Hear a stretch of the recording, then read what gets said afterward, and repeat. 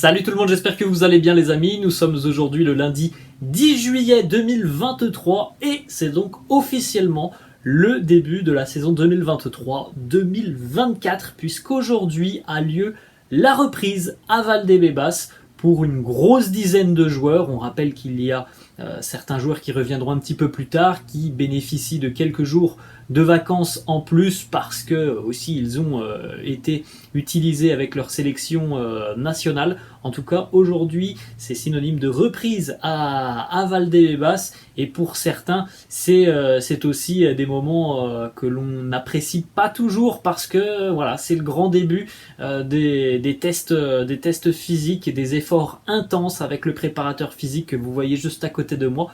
Vous vous souvenez certainement d'Antonio Pintus, on en parle tous les étés, on en parle souvent d'ailleurs.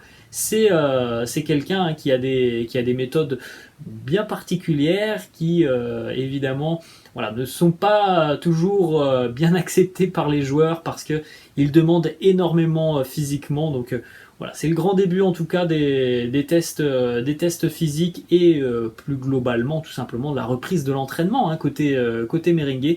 Tout ça aura lieu aujourd'hui avec donc ce matin les divers tests médicaux et puis donc dans l'après-midi aux alentours vraisemblablement de 17h la première séance d'entraînement de cet exercice 2023-2024. On a aujourd'hui une grosse dizaine de joueurs.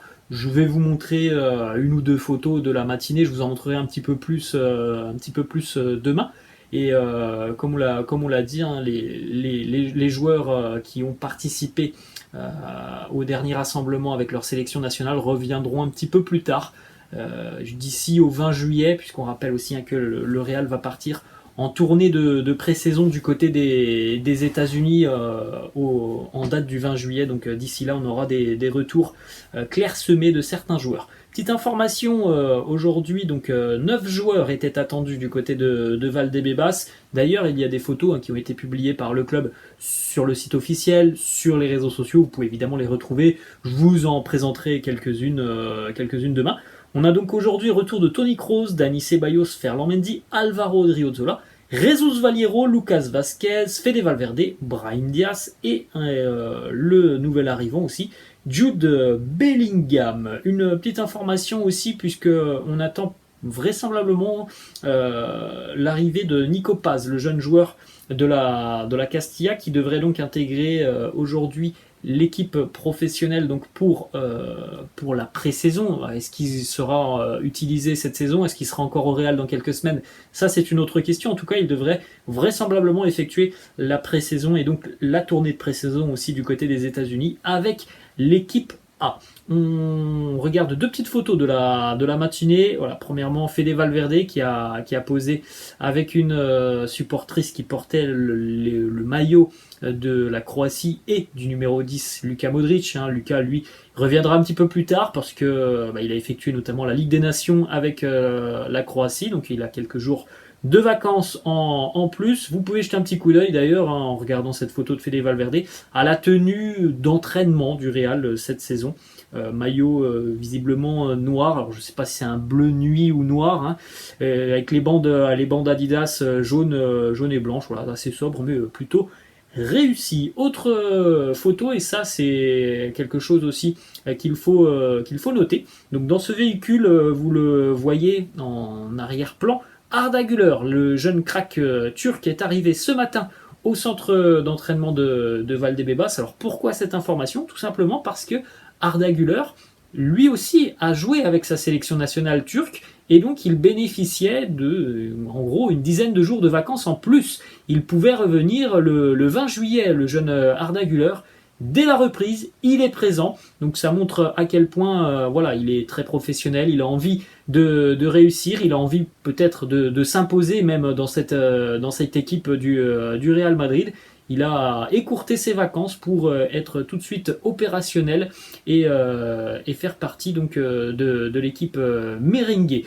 On enchaîne les amis avec les deux unes des quotidiens madrilènes. Le quotidien AS et le quotidien Marca. On va démarrer avec la une de AS, une consacrée à Luis Suarez, ballon d'or et seul d'ailleurs, seul et unique ballon d'or espagnol de l'histoire. Luis Suarez est décédé hier. Alors c'est l'homonyme évidemment de Luis Suarez uruguayen. On a d'ailleurs 3 Luis Suarez. On a aussi celui qui a joué du côté de Grenade, de l'Olympique de Marseille. En tout cas, il est décédé hier. On a eu un communiqué officiel du Real hier dans le courant de la journée. En ce qui concerne les merengues, en bas à gauche du quotidien AS, aujourd'hui démarre l'ère Bellingham, puisque lui aussi est arrivé au centre d'entraînement.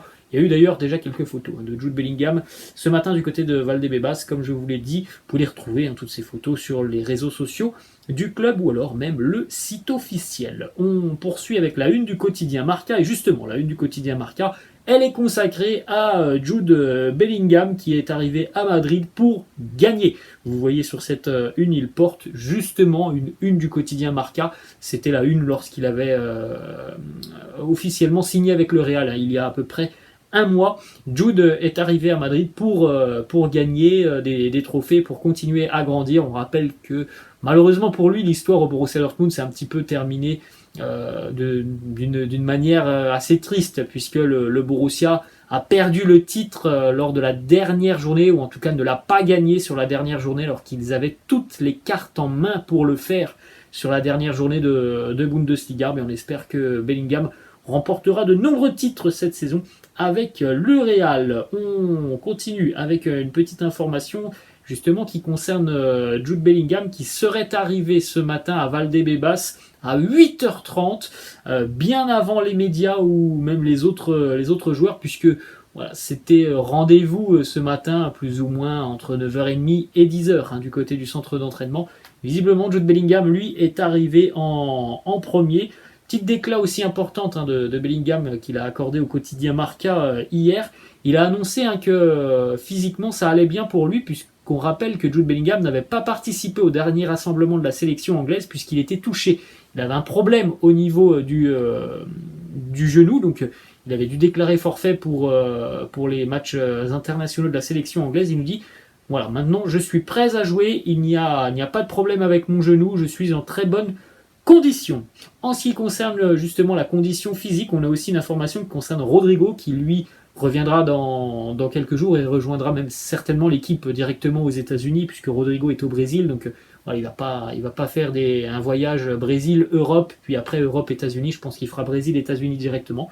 Rodrigo, qui, comme la saison dernière et l'été dernier, a décidé de travailler aussi de son côté avant la pré-saison pour rester en forme. Il l'avait fait l'année passée et d'ailleurs ça avait été assez concluant. Antonio Pintus avait été assez satisfait du travail et de l'éthique de travail de Rodrigo. Il a remis ça cet été avec visiblement son entraîneur personnel. Et on va terminer les amis avec une dernière information qui concerne plutôt le mercato.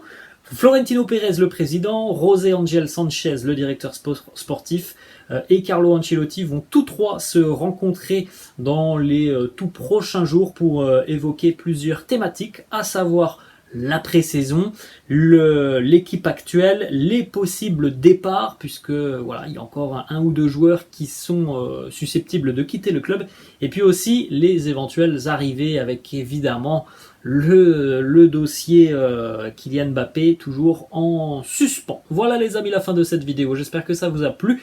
N'hésitez pas comme d'habitude à lâcher un petit pouce bleu, n'hésitez pas non plus à vous abonner à la chaîne, et puis n'hésitez pas non plus à revenir demain, on aura des petites photos assez sympas de cette journée de reprise du côté de Valdebebas. Je vous laisse les amis, je vous souhaite un très bon après-midi. Ciao.